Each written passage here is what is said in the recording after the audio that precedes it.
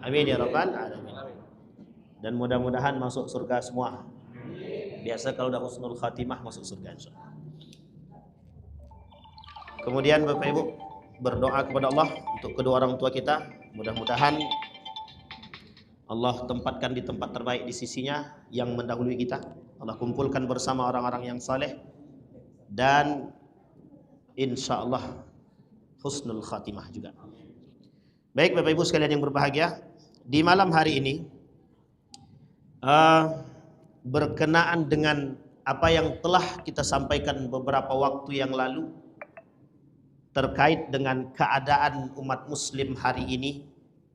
Memang apa yang kita rasakan semua sudah disampaikan oleh Nabi dalam hadisnya melalui, kalau bahasa lain, ramalan.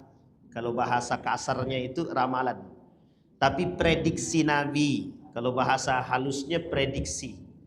Bagaimana Nabi memprediksi keadaan kita hari ini, kekacauan dan lain sebagainya. Maka Bapak Ibu sekalian yang berbahagia, saya ingin menyampaikan satu ayat di dalam Al-Quran yang akan kita coba bahas bersama. Karena ini poin penting dalam pembahasan hadis baginda Nabi Muhammad SAW. Kita coba, judul kita malam hari ini, Al-Amru bil Ma'ruf wan Nahyu 'anil Munkar li taqwimil mujtama.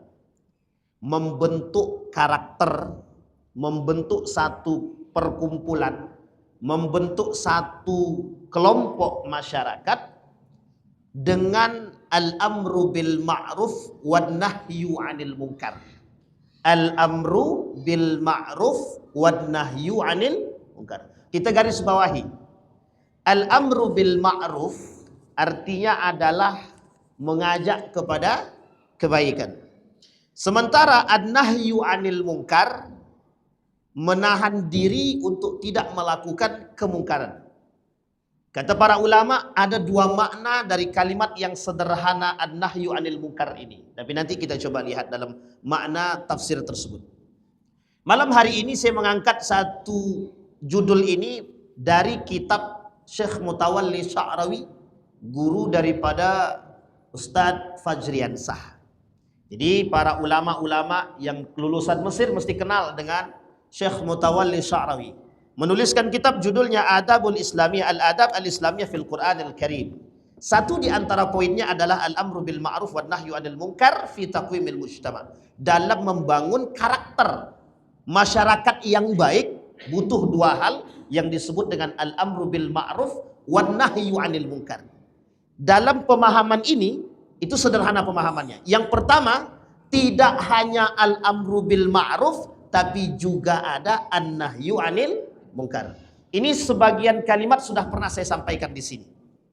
Nah, yang poin pentingnya adalah membangun karakter mujtama, membangun karakter masyarakat, membangun kelompok yang kuat dengan sandarannya, yang kuat dengan keimanannya, yang kuat dengan pemahamannya tentang al-amru bil ma'ruf wan nahyu 'anil munkar. Sekarang umat manusia sekarang kita akui jempol. Kenapa kita akui jempol? Al-amru bil ma'rufnya kuat. Tapi an-nahyu 'anil munkarnya lemah selemah-lemahnya. Sampai-sampai FPI aja harus digusur. Karena nggak cocok, karena an-nahyu 'anil munkar. Jadi maunya al-amru bil ma'ruf aja, wan nahyu 'anil munkarnya belakangan gitu. Nggak bisa Pak, ternyata poin ini bersamaan yang harus dipegang oleh umat muslim. Baik, kita bacakan ayat Al-Qur'annya. Bismillahirrahmanirrahim. Wal takum minkum ummatui. Mesti dapat hafal semua Pak ya. Wal takum minkum ummatui yad'una ilal khair wa ya'muruna bil ma'ruf wa yanhauna 'anil munkar. Kita preteli satu-satu. Preteli itu kita coba bedah satu-satu. Wal takum minkum ummatun. Kita bahas dulu dari kalimat ummatun.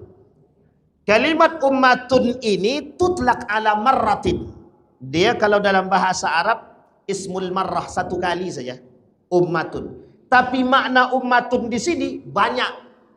Meskipun satu secara eksplisit sendiri, Tetapi secara makna dia banyak. Tidak mungkin umat itu satu orang. Mesti umat itu semua. Tapi yang dimaksud adalah semua kelompok yang tergolong dalam satu masa tersebut. Maka disebut dengan ummatun wahidatun.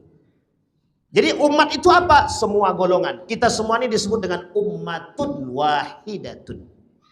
Umatnya siapa kita nih? Umatnya siapa? Muhammad sallallahu alaihi. Ada enggak umat Ibrahim di sini? Bagian. Umat Ibrahim, umatnya Adam gitu. Makanya ada bapak-bapak kemarin, dia bilang ketika umroh itu dia bilang begini, Ustadz itu siapa? Itu cucu baginda Nabi Muhammad SAW, cucu Nabi. Langsung ngamuk dia. Emang dia aja yang cucu Nabi? Emang kami nggak cucu Nabi? Gitu. Sekarang saya tanya Bapak Ibu ini cucu Nabi apa tidak? Cucu Nabi apa tidak? Tapi kan nggak tahu Nabi siapa kan? Nabi Adam kah? Nabi Yusuf kah atau apa? Benar juga Pak, secara logika benar. Jangan mentang-mentang cucu Nabi Muhammad aja, kami juga Nabi. Bisa jadi kami cucu Nabi Adam, bisa jadi kami cucu. Marah dia Pak. Karena memang waktu itu ada yang umroh bareng kami, ada seorang Habib. Jadi dia anggap ada sedikit perbedaan. Tapi kembali kepada poin kita. Jadi Bapak Ibu sekalian yang berbahagia, ummatun wahidah. Nah kata para ulama, yuradu biha al-millah aidin. Ketika kalimat ummatun dalam pemahaman yang dimaksud ayat tersebut adalah kelompok yang seharusnya ada di tengah umat muslim. Pertanyaannya kelompok yang seperti apa? Tad'una ilal khair. Kita ulangi. Tad'una ilal khair. Apa artinya tad'una ilal khair? Yang mengajak kepada kebaikan. Saya ulangi sekali lagi, mengajak kepada kebaikan. Tad'una ummatun yad'una ilal khair, masyarakat yang mengajak kepada kebaikan. Contoh, yuk kita ke masjid, saling mengajak antara satu dengan yang lain. Maka kata para ulama, didahului kalimat tersebut, ulama tafsir mengatakan didahului dengan kalimat wal takum, wal takun minkum, agar kalian menjadi, ini bahasanya, agar kalian menjadi orang yang mengajak kepada kebaikan. Kira-kira dari pemahaman yang simpel ini, agar kalian menjadi orang yang mengajak kepada kebaikan. Kira-kira siapa yang punya tanggung jawab? Siapa yang mengajak kepada kebaikan tersebut? Kalian. Kalian di situ siapa? Saya, Ustadz Fajri, Ustadz Misran, atau Ustadz yang lain? Semuanya. Pertanyaannya muncul, apakah orang yang mengajak kepada kebaikan itu harus baik dulu atau tidak? Oke, kita lihat. Entar, tenang. Kita lihat dulu. Wasa'atun an ta'ti li insanin wa naqulu lahu liyakum minka suja'un fama ma'na dzalika. Kata Syekh Mutawalli Syarawi, ketika ada kalimat mengatakan kepada kalian wal yakum minka suja'an, agar kalian menjadi orang yang pemberani. Artinya apa? Artinya kita dituntut untuk menjadi pemberani. Artinya sebelum kita mengajak orang berbuat baik, kita harus baik dulu. Kalau kita ingin mengajak orang atau menahan orang untuk tidak melakukan kemungkaran, kita harus menahan diri dari kemungkaran. Bisa dipahami Bapak Ibu? Sehingga mohon maaf Bapak Ibu, kata Al-Quran, kata Syekh Mutawalli Syarawi, umat yang paling mencukupi mutakalimah sifat-sifat kebaikan ini sebenarnya ada pada Ibrahim alaihissalam. Umatnya Ibrahim. Nah sekarang ini harus diturunkan kepada siapa? Kepada kita semua. Kepada kita semua. Dari baginda Nabi Muhammad SAW. Dalam sejarah, Nabi menyatukan semua umat dalam piagam Madinah. Pertanyaannya, apakah Abu Bakar harus baik dulu sebelum menyatukan orang itu? Apakah Umar harus baik dulu sebelum mengajak orang berbuat baik? Apakah Utsman harus berbuat baik dulu sebelum dia mengajak orang kepada kebaikan? Apakah Utsman harus meninggalkan kemungkaran dulu sebelum dia mengajak orang meninggalkan kemungkaran? Apakah? Betul apa tidak? Jadi wajib Pak. Fal wajib alaikum, kata para ulama, fal wajib alaikum an tatrukul munkara qabla an yadwal insana ilal munkar. Ilal ma'ruf. Atau ila tarkil munkar. Kalian harus meninggalkan kemungkaran sebelum mengajak orang untuk meninggalkan kemungkaran itu sendiri. Sekarang kita lihat, apa hukum mengajak orang kepada kebaikan? Wa mal hukmu ad-da'wah ilal khair?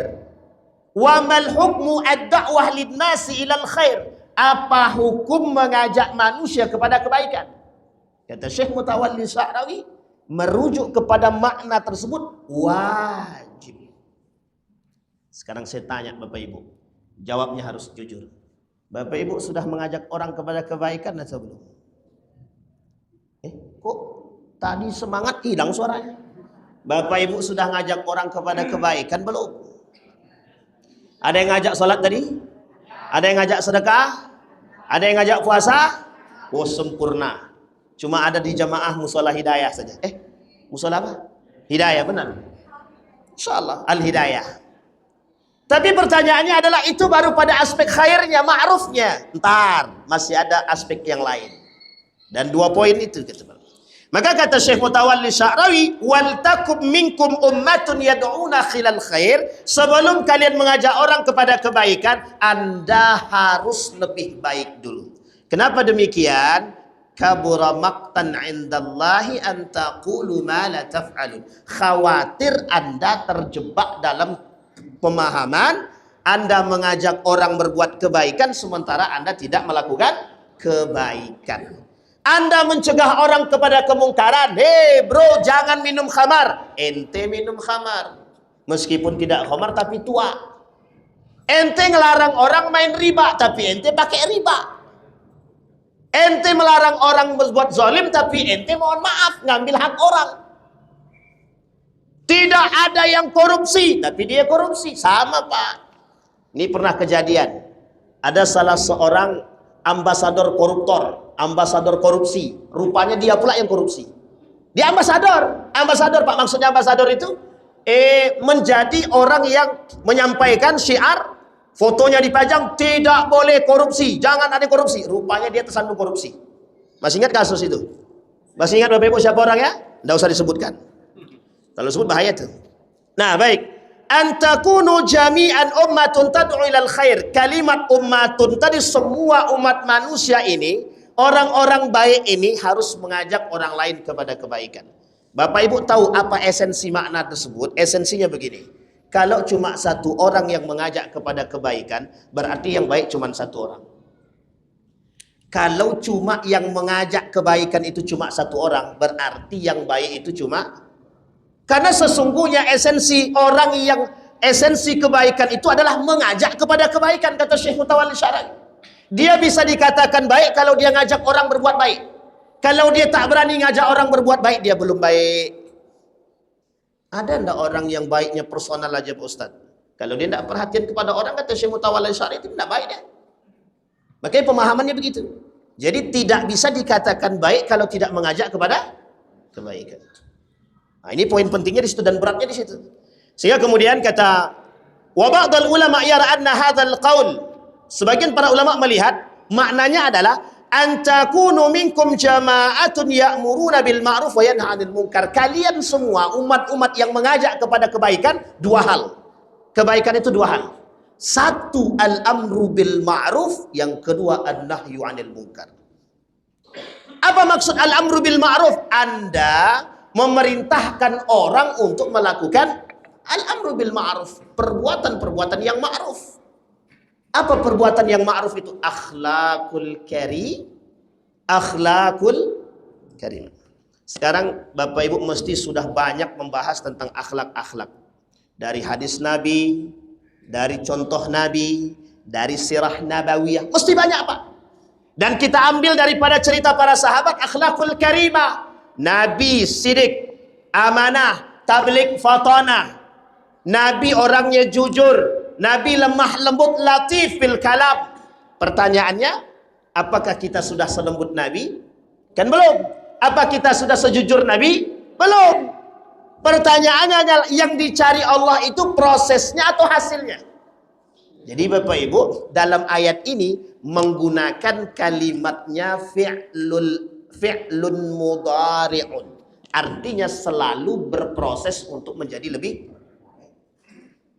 Kalau kalimat itu digunakan oleh Allah dalam Al-Quran, kalimat madid, kunta khaira, engkau telah menjadi orang baik, mesti ada kemungkinan berpotensi dia untuk tidak. Berarti dulu nggak baik dia, atau dulu dia baik sekarang tidak. Maka digunakan kalimat untuk mengajak terus. Jangan pernah berhenti mengajak orang berbuat baik, terkhusus bagi dirimu sendiri. Jangan pernah berhenti menjadi manusia yang melakukan kebaikan. Itu kata para ulama. Maka kata para ulama lagi, balil wajib kata Syekh Mutawalli Syarif, balil wajib an takunu ummatun al-muslimina kulluha. Wajib bagi setiap umat manusia, semua umat, amiratun bil ma'ruf, memerintahkan setiap orang untuk melakukan kebaikan, wa nahiyatun anil mungkar, dan mencegah daripada perbuatan keji dan mungkar. Faman ya'rifu hukman minal ahkam alaihi an ya'mur bih. Barang siapa yang mempelajari ilmu agama dan paham dia hukum agama, wajib mengajak orang berbuat baik. Al-amru, memerintahkan orang melakukan kebaikan dan meninggalkan kemungkaran. Pertanyaan muncul kepada kita, seberapa kuat dan seberapa sering kita mengajak orang kepada kebaikan? Al-amru bil ma'ruf, memerintahkan orang kepada kebaikan, adalah satu perbuatan yang ma'ruf, yang baik. Pertanyaannya adalah muncul, apakah pantas aku mengajak orang kepada kebaikan sementara aku tidak baik? Betul apa tak betul? Baik, kita kulas, Pak. Kita kulas. Wala naqulu bidzalik, jangan sampai kita mengatakan demikian. Kalau kita mengatakan aku tak pantas Ustaz mengajak dia kepada ke masjid, sementara aku jarak kadang masjid kadang tidak. Nah, ini kita kembalikan, Pak. Kalau semua orang berpikir demikian, maka tidak ada yang mengajak orang ke masjid. Kalau semua orang di antara kita ini, aku tak pantas ngajak dia sedekah, Pak Ustaz, karena aku sendiri kadang sedekah kadang tidak. Masih mending kadang sedekah kadang tidak daripada tidak sedekah sama sekali. Bisa dipahami, Pak, ya? Sekarang saya tanya lagi, apa hukum menasehati orang? Hukum menasehati orang, al-amru bil ma'ruf, bagian daripada kebaikan. Kembali lagi kepada kita, Pak, seberapa sering kita menasehati orang? Aku tak pantas menasehati orang, Pak Ustaz, karena aku sendiri tak baik. Kalau ini yang kita sebut, Bapak Ibu, mohon maaf, sampai kapan kita akan menasehati orang? Enggak, Pak, enggak pernah, Pak. Faman ya'rifuddin, barang siapa yang mengetahui agama, wajib bagi dia menasihati orang. Bapak Ibu, sudah berapa tahun ada kajian di musola nih? Bertahun-tahun. Pertanyaannya adalah, apakah pantas Bapak Ibu memberikan nasihat kepada orang yang melakukan kesalahan? Jangan ukur pantas tidak pantasnya, Pak. Faman ya'rifuddin walam yunassih ghairahu. Orang yang sudah belajar agama tapi tidak menasihati orang yang salah dalam beragama, maka hukumnya dosa. Khawatir tidak kita sekarang? Maka Bapak Ibu mohon maaf, kenapa kemungkaran, kemaksiatan merajalela? Karena kita semua dan mengatakan kami belum pantas menasehati. Itulah dampaknya. Akhirnya mohon maaf, kemaksiatan merajalela, zina oke, riba jalan, minuman khamar terus berlanjut, koruptor apa tak lagi, suap makin merajalela. Sekarang bersiaplah untuk menerima kenyataan atau fakta daripada dunia. Kita bersiap, harus bersiap menghadapi kenyataan. Karena siapa pelakunya? Kita. Karena kita pelaku orang yang tidak berani memberikan nasihat kepada pelaku kemaksiatan. Sehingga Nabi bilang dalam hadisnya, kelak di akhir zaman semua orang akan diam dengan melihat kemungkaran. Kenapa mereka diam?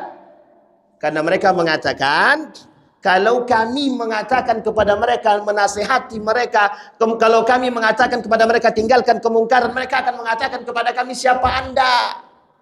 Ulama mengatakan demikian. Prediksi itu terjadi. Sehingga hari ini rasa kita untuk menasihati orang sangat rendah sekali. Kita orang-orang yang acuh terhadap saudara. Sehingga tak salah. Padahal Bapak Ibu, Nabi bilang begini dalam hadisnya, ad-din an-nasihah. Agama itu nasihat. Liman? Lillahi, wali kitabihi, wali rasulihi, wali a'immatil mursalin, wa ammatuhum. Agama itu nasihat. Bagi siapa? Allah. Bagi kitabnya, bagi rasulnya, bagi para a'immatul mursalin, pemimpin-pemimpin umat, para imam-imam, para alim soleh, wa ammatuhum, dan buat kalian semua. Sehingga tidak ada alasan bagi kita yang mengerti, sekalipun kita yang mengerti cuma satu. Misal, Bapak Ibu tahu bahwa hukum berzakat itu wajib, cuma itu yang Bapak Ibu tahu. Sementara Bapak Ibu lihat wajah saya dan saya tak bayar zakat, dan Bapak Ibu tidak datangin saya dan tak nasihati saya. Salah. Salah. Berarti kami harus menasihati para pejabat dong Pak Ustadz yang menyeleweng. Ya memang harus begitu. Yang punya kedekatan itu baik. Contoh. Misal saya dekat dengan salah satu anggota dewan, dan saya tahu perbuatan anggota dewan ini salah. Ya wajib bagi saya untuk mengingatkan. Jangan mohon maaf karena sudah dikasih mobil tak berani ngomong. Itu masalah. Yang kita khawatirkan muncul orang memuji-muji yang salah. Kalian tidak perlu, udah nggak usah takut. Anda pejabat yang dicaci maki oleh masyarakat karena berbuat maksiat, karena korupsi, karena ini, nggak usah takut. Karena kalian punya dekingan orang pusat. Besok datang mobil, Pak, mobil listrik. Kita bukan menasehati pelaku maksiat, tapi justru mohon maaf, kita mengambil keuntungan dengan memuji. Datang mobil listrik. Coba kita sesekali nak. Kita puji, datang enggak ke rumah kita mobil listrik ya? Awak takutnya datang ambulan. Kalau ambulan enggak apa-apa Bu, datang bisa kita pakai untuk masyarakat. Alhamdulillah. Tapi mohon maaf Bapak Ibu, ini mirisnya keadaan kita sekarang. Orang yang mengerti agama tidak mau memberikan nasihat kepada pelaku kemaksiatan, sehingga mohon maaf mereka nyaman dengan kemaksiatan yang mereka lakukan. Nyaman di sini Bapak Ibu, mohon maaf ya, nyaman di sini karena tidak ada orang yang menyinggung, tidak ada orang yang menasehati, tidak ada orang yang memberikan peringatan. Akhirnya diamnya kita mengaminkan perbuatan kemaksiatan yang mereka lakukan. Inilah poin daripada wal takum minkum ummatun yad'una ilal khair ya'muruna bil ma'ruf. Ini baru koma, belum titik. Sekarang kita lihat. Wa hunaka minal ulama man qala innal ladzi ya'til munkar lahu hukmun akhar aidan wa huwa an yanha ghairahu 'anil munkar.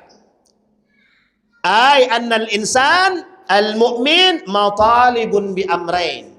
Dalam persoalan kemungkaran, manusia dituntut dua hal. Dalam urusan kemungkaran, manusia dituntut dua hal, kata para ulama. Al-awwal, alla yasna'il munkar. Yang pertama, jangan membuat kemungkaran. Oke Pak ya? Maka kata Allah dalam Al-Quran begini. Kata Allah, wala tufsidu fil ardi ba'da islahiha. Jangan kalian melakukan kerusakan di muka bumi ini setelah dilakukan perbaikan. Sekarang saya tanya, siapa yang melakukan kerusakan itu? Manusia. Manusia yang seperti apa? Tabi'un li hawahu, yang menurutkan hawa nafsu dia, yang mempertuhankan hawa nafsu dia. Cuma itu doang Pak. Sekarang saya tanya, binatang itu melakukan kerusakan apa tidak? Binatang melakukan kerusakan apa tidak? Kita ambil contoh kucing di rumah itu. Kadang kalau Bapak Ibu taruh aja maka ikan di atas meja itu, tak usah ditutup pakai tudung saji, hilang enggak lauk itu? Hilang sekali, dua kali, tiga kali, empat kali. Kayak tadi pagi Pak, ada ibu-ibu mencaci maki kucing. Setan kucing nih kata dia. Terkencing dia di atas hondawa kata dia gitu. Sekarang saya tanya Pak, kita mengumpat kucing itu apa gunanya? Ada enggak akal kucing itu? Yang mohon maaf jangan tersinggung ya. Yang astagfirullahaladzim. Kalau kita mengumpat mencaci maki kucing, yang jahil itu siapa? Ya kita. Kenapa? Karena kucingnya memang tak punya otak, Pak.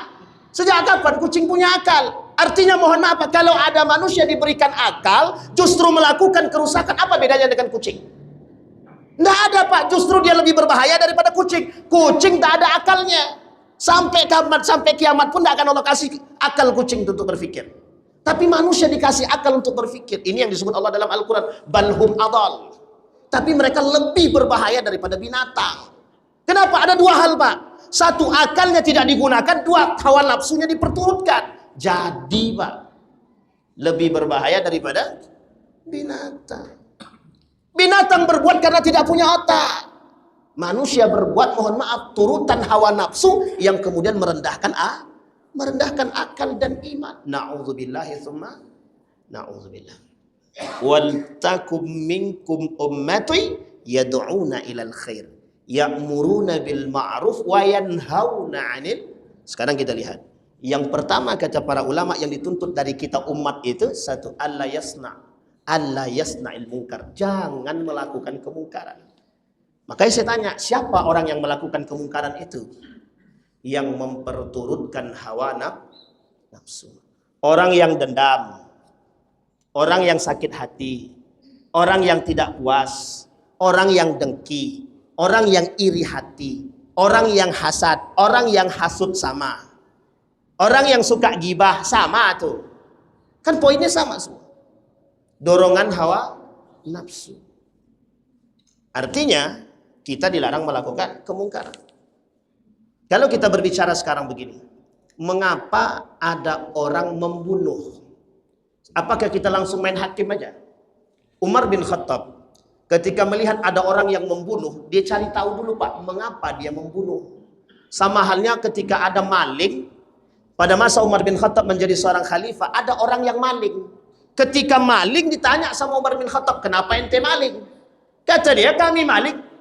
Khalifah, aku maling ini karena mohon maaf kalau tak maling kami tak makan, anak kami mati. Dijawab sama Umar bin Khattab, siapa yang kau maling? Diambil hartanya, dibagi kepada orang tadi, Pak. Tak disalahkan sama Umar bin Khattab. Kenapa? Umat manusia yang berada di sekeliling maling nih tak peduli sama si maling ini, Pak. Padahal maling ini orang miskin, tak mampu, sekelilingnya tidak peduli. Justru ketika dia maling tidak disalahkan oleh Umar bin Khattab. Mohon maaf, yang tidak disalahkan bukan perbuatannya. Perbuatan maling tetap salah, tapi dia tidak dihukum.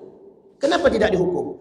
Banyak umat manusia yang tidak, mohon maaf, umat manusia yang berada di sekitar dia mampu tapi tak perhatian, Pak. Satu. Jadi wajar tak kalau ada yang mengatakan kemungkaran itu bisa terjadi karena kerakusan. Ada orang maling. Bapak Ibu masih ingat sejarahnya Wali Songo Sunan Kalijaga yang dirampoknya siapa? Si Pitung yang dirampok siapa? Ini cerita si Pitung ini masyhur nih, Pak. Cerita si Pitung ini masyhur, tidak hanya di Indonesia. Saya pernah berdiskusi dengan beberapa orang yang datang dari Turki. Beliau mengamati tentang persoalan Jakarta, tentang adat istiadat. Mereka bercerita tentang si Pitung. Kita anggap itu cerita rakyat, tapi mengapa mereka tahu? Kenapa? Robin Hood lah istilah kata. Memaling tapi yang dimaling adalah, sekarang saya tanya, maling salah nggak? Dosa nggak? Dosa, Pak. Pertanyaannya adalah ketika hasil maling itu apa kata si Pitung? Kita maling bukan untuk kita. Pokoknya jangan coba mengambil sepeser pun dari hasil kita maling. Kita berikan kepada orang yang tidak mampu. Gimana hukumnya itu? Boleh maling tapi untuk kebaikan. Gimana? Sama istilahnya boleh berbohong tapi untuk kebaikan. Sekarang saya tanya, mesti mohon maaf, kalau seandainya majelis ulama waktu itu ada, bagaimana menghukumi si Pitung? Bagaimana menghukumi Sunan Kalijaga? Coba. Beberapa waktu yang lalu saya berdiskusi dengan salah seorang KNKS. Saya tidak tahu kepanjangan, saya lupa. KNKS ini di bawah kementerian itu kalau tidak salah saya. SD Syariah. Jadi apa kata beliau? Ridwan, ente tahu enggak BSI gitu? Ya tersebut namanya, sorry ya, Bank Syariah Indonesia kata dia. Kata beliau, ya saya tahulah namanya itu perbankan syariah, murni syariah enggak? Saya ditantang begitu, Pak. Awak sebagai orang ekonomi Islam mesti jawabannya syariah lah. Ntar dulu bro, kata dia. Coba lihat di belakangnya siapa pemainnya semua. Yang dia maksud bukan persoalan ribanya, Pak. tapi yang dia maksud siapa manusia terbesar di belakangnya. Bank-bank yang lain siapa manusia di belakangnya. Semua melakukan kezaliman. Pertanyaannya, apakah kita diam dengan kezaliman itu? Saya bilang, iya juga ya. Kita berpikir nih Pak, permainan dunia yang sengsara rakyat, tapi mereka bermain di atas Pak. Dunia Pak, bukan Indonesia, dunia. Ternyata ada kekuatan besar yang sangat besar sekali. Di balik semua progres program-program yang ada di muka bumi ini, ada satu pemain tunggalnya Pak. Yahudi. Saya pernah cerita di sini Pak ya. Bapak Ibu buka di dalam, ada video sudah diterjemahkan dalam bahasa Indonesia, American Dream. Cari cerita video itu, tonton Pak, nggak panjang Pak. Semua berawal dari situ. Kerusakan di muka bumi ini berawal dari situ. Kemungkaran di muka bumi ini berawal dari situ. Pertanyaan kita adalah, ternyata terstruktur kemungkaran itu mereka buat dan dipegang satu kelompok. Dipegang satu kelompok.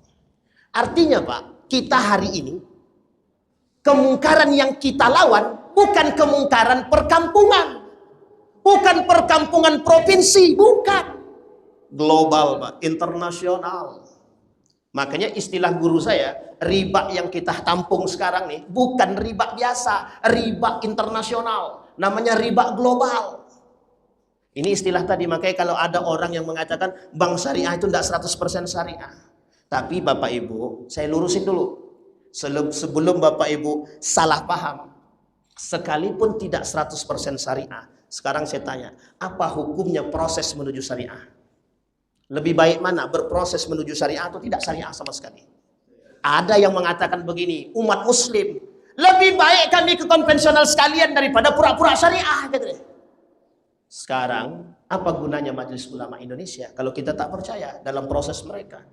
Yang salah, itu salah. Dalam bank syariah, kalau ada yang mengatakan tidak 100% syariah, satu sisi bisa kita benarkan, satu sisi kita salahkan. Orang yang proses berhijrah menuju kebaikan, itu mesti ada prosesnya Pak, yang harus diapresiasi. Pertanyaannya, kalau kita tidak syariah sama sekali, dari 100 itu, kalau kita cuma syariahnya 80%, lebih baik daripada tidak sama sekali. Bisa dipahami Bapak Ibu ya? Tapi mohon maaf Bapak Ibu, di situ perkataan saya bilang sampai, setidaknya kita sedang berproses melawan kemungkaran itu melalui permainan tersebut. Ini kemungkaran Pak. Kalau dulu Pak, kami mohon maaf di Yogyakarta memang ini pekerjaan kami. Keliling saya Pak dari satu kampus ke kampus, ekonom Rabbani, kami keliling Pak satu kampus ke kampus.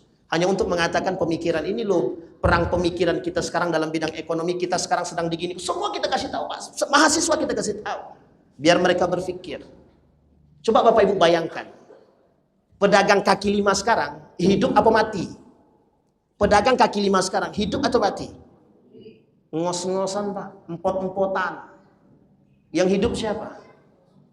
Yang hidup siapa? Yang besar Pak, justru mohon maaf diberikan ampunan pajak. Yang tersiksa yang kecil-kecil ini tetap diminta pajak. Sudah memohon tolong begitu pun tidak dikasih keringanan. Inilah permainan global yang kita maksud. Ini kemungkaran yang jelas dan nyata yang berada di tengah. Sekarang saya tanya Bapak Ibu, mereka yang melakukan kemungkaran dan kerusakan ini siapa? Manusia kah? Manusia. Muslimkah? Kafir. Pertanyaannya, adakah muslim yang mengambil kesempatan di balik kehancuran itu? Ada. Siapa mereka? Munafik. Orang muslim yang memanfaatkan ketersiksaan umat muslim dari kemungkaran tersebut. Mereka ikut andil dalam urusan kemungkaran. Yang disebut oleh para ulama, alla yasna'il munkar. Seharusnya dia tak melakukan kemungkaran itu. Yang kedua, kata Syekh Mutawalli Sa'rawi, ayyanha 'anil munkar. Satu, kita dituntut tidak boleh melakukan kemungkaran dan kerusakan. Yang kedua, kita dituntut untuk mencegah kemungkaran. Saya yakin yang kedua lebih berat daripada yang pertama. Mungkin kita bisa meninggalkan kemungkaran. Kira-kira meninggalkan kemungkaran, contoh meninggalkan judi bisa nggak? Nggak ada pemain judi di sini Ustaz. Berarti kami berhasil meninggalkan. Pertanyaannya, yang kedua, bisa nggak mencegah pemain orang-orang yang main batu domino itu? Di depan mata orang main batu domino. Kami tidak judi tapi cuma jongkok aja. Ya sama aja Pak. Kami tidak judi Ustaz, cuma 100 rupiah aja. Bisa nggak kita katakan haram? Datang Bapak Ibu situ, judi haram. Kira-kira ngapain tuh? Berkelahi atau tidak? Berkelahi kan? Tapi kan ada yang disebut dengan strategi dakwah. Ini yang harus dipahami oleh semua umat. Bukan hanya kami, tapi Bapak Ibu juga. Kadang-kadang lewat lisan Bapak Ibu mereka lebih tersentuh ketimbang lewat lisannya Ustadz. Lisan Ustadz itu pedih Pak. Kami tak bisa terima. Tiba-tiba datang jemaah tabligh. 1 kali ditempeleng, 2 kali ditinjak, 4. Pokok sampai habis mukanya kena ijak aja. Yang kesekian kali dia kata ayo kita ke masjid. Tapi besok jangan datang ke rumah kami lagi. Jangan datang ke sini lagi. Sekali dia datang, masuk ke masjid, besoknya nggak mau keluar dari masjid. Ada orang lebih tersentuh dengan cara begitu. Disinilah Pak kenapa model dakwah itu penting. Ada orang yang bisa tersentuh melalui mohon maaf ketegasan. Ada orang bisa tersentuh dengan kelembutan. Artinya kita harus berbagi. Bisa jadi ada orang dengan ketegasannya mental sama orang lain Pak. Tapi ada orang dengan kelembutan sikapnya seperti baginda Nabi Muhammad SAW. Orang buta Yahudi dan orang-orang Yahudi yang lain bisa takluk di hadapan Nabi hanya karena kelembutan Nabi. Bisa jadi Bapak Ibu lebih lembut daripada kami. Dan bisa jadi Bapak Ibu lebih bisa diterima. Ustadz, suami saya ini Ustadz, pokoknya main judi aja Ustadz. Lah aku bilang Ustadz, jangan main judi bang, dosa tuh bang, dosa tuh bang. Nggak mempan Ustadz. Kata dia, aku lebih ngerti agama daripada kamu lagi. Kalau lebih ngerti nggak mungkin judi dia kan. Mesti itu Pak. Tapi kalimat ini selalu mereka sampaikan. Kenapa? Menganggap jadi lebih paham agama. Kenapa? Ada yang disebut dengan merasa lebih daripada yang lain. Tapi kok judi dia? Sehingga mohon maaf, bisa jadi lewat lisan Pak RW atau Pak RT dia lebih tersentuh. Bro, anak istrimu jangan kau kasih makan yang haram. Ngomongnya lembut tapi tegas, nusuk ke dalam. Akhirnya apa? Iya juga ya Pak RT. Tobat dia Pak. Bisa nggak? Bisa. Ada juga orang baru tobat setelah Allah kasih ujian. Dihancurkan sama Allah semuanya. Aku tobat ya Allah dari riba. Aku tobat ya Allah. Ada. Dan ada yang lebih parah lagi. Setelah dikasih ujian, dimatikan semua keluarganya, tinggal dia sendiri, baru dia tobat. Ada. Saya kasih contoh satu orang. Ada satu kawan saya, abang dia nih, tatonya preman, pokok preman banget, terkenal lah. Di kampung itu terkenal preman. Adiknya, tiga adiknya dalam pesantren semua. Yang satu diantaranya pondok pesantren, itu pun tidak mampu menasihati. Dinasihatin nggak mempan Pak. Dinasihatin adik yang kedua nggak mempan Pak. Dinasihati dengan yang ketiga nggak mempan juga Pak. Wafat ibunya, hari ini ibunya wafat, besoknya dia pergi ke rumah tahfiz Pak. Hari ini ibunya wafat, menyesal dia, pergi dia ke rumah tahfiz, dia hafal Quran. Sekarang pemegang 7 sanad di tanah Jawa Pak. 7 sanad, hafal Quran 30 juz. Preman Pak. Artinya dari lisan siapa? Artinya Allah sentuh dia dengan cara yang lain. Tapi apakah lisan ustadz yang menyampaikan? Bukan Pak. Itu yang disebut dengan wal takum minkum. Anda sebelum mengajak orang kepada kebaikan, Anda perlu baik. Sehingga mohon maaf, Nabi baik dulu Pak, baru dia ngajak orang. Sehingga kita di dalam rumah tangga, sebagai kepala rumah tangga, sholat dulu baru ngajak anak sholat. Ini kita ngajak anak sholat nak, bapak aja ndak sholat, apa mau kami sholat? Memang bapak tahu berapa rakaat sholat subuh? Tahu lah nak berapa Pak? 3 rakaat. Astagfirullahaladzim. Bapak ibu boleh tertawa, tapi cerita ini fakta. Dan saya sampaikan ini cerita ini fakta. Saya tak pernah sampaikan tidak Pak. Bayangkan Pak, dengan PD-nya dia bilang sama anaknya sholat subuh 3 rakaat. Itu bapak Pak. Apa kata anaknya?